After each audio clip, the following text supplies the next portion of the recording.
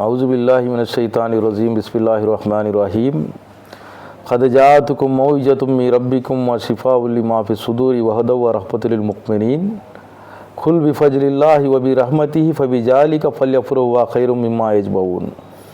ప్రియమైన మిత్రులారా, అస్సలాము అలైకుం వ రహ్మతుల్లాహి వ బరకాతుహు. పవిత్రమైన రంజాన్ నెల సందర్భముగా ఖురాన్ యొక్క విశిష్టతను గురించి, రంజాన్ నెల యొక్క శుభాలను గురించి మరియు ప్రవక్త ముహమ్మద్ సల్లల్లాహు అలైహి వసల్లం గారి గురించి కొన్ని విషయాలను తెలుసుకునేటువంటి ప్రయత్నం చేద్దాము. స్పష్టమైన మన మాతృభాష అయిన తెలుగులో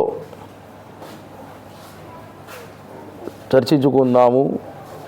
మరి భూమి ఆవిర్భావం దగ్గర నుంచి మొట్టమొదటి మానవుడు ఆదం అలైహిస్సలాం భూమి మీద దిగేటప్పుడు దేవుడు ఏదైతే విషయాన్ని తెలియజేశాడో ఖురాన్ గ్రంథంలో చెప్తున్నాడు. మొట్టమొదటి మానవుడు ఆదం అలైహిస్సలాంని భూమి మీద దిగేటప్పుడు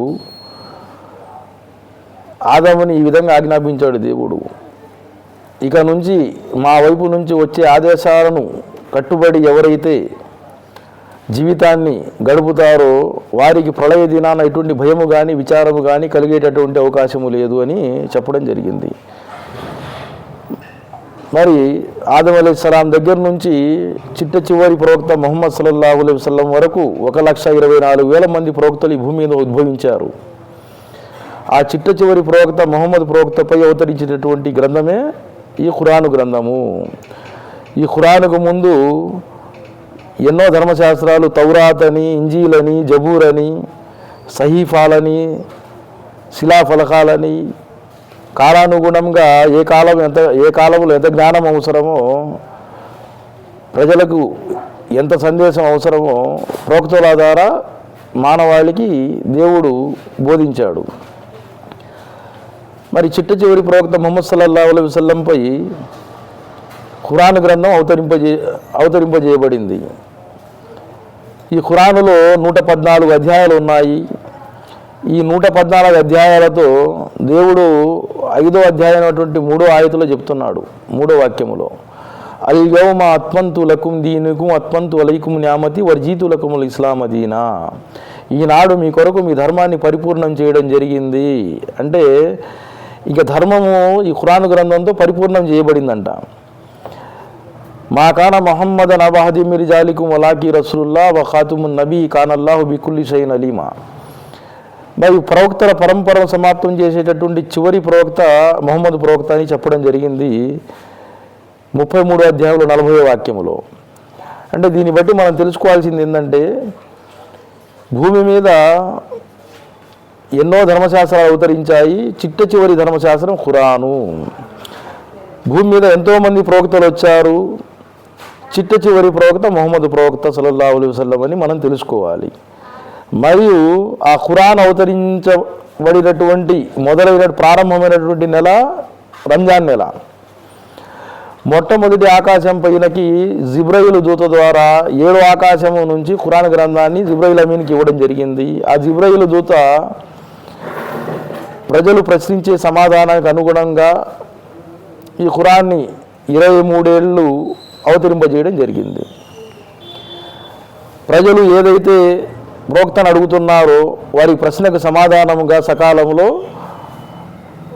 సందర్భాన్ని బట్టి ఇవ్వడం జరిగింది. ఎందుకంటే విషయాన్ని స్పష్టంగా అర్థం చేసుకోవడానికి. మరి ఇవాళ మనం భాషాపరమైనటువంటి విభేదాలు, ఈ కుల మతాలని, ఈ రకరకాల ఆలోచనల అపోహలు మనలో ఉన్నాయి. కానీ దేవుని దగ్గర ఈ కులాలు కానీ, మతాలు కానీ, భాషలు కానీ ఎన్నిటిది కూడా ఎటువంటి సంబంధము లేదు. దేవుని దగ్గర ఇందల్లాహి యత్కాకుం, ఎవరైతే దేవునికి భయపడి దేవుని ఆజ్ఞను పాటిస్తాడో, దేవునికి తన యొక్క ప్రవక్తకు విశ్వసించి ఆయనకు విధేయత చూపుతాడో అతడు మాత్రమే దేవుని దగ్గర ఉత్తముడు, గొప్పవాడు, రేపు సాఫల్యం పొందేవాడు అని చెప్పడం జరిగింది సూర్య హుజురాతులు 13వ వాక్యములో. మరి ఎంతోమంది ప్రవక్తలను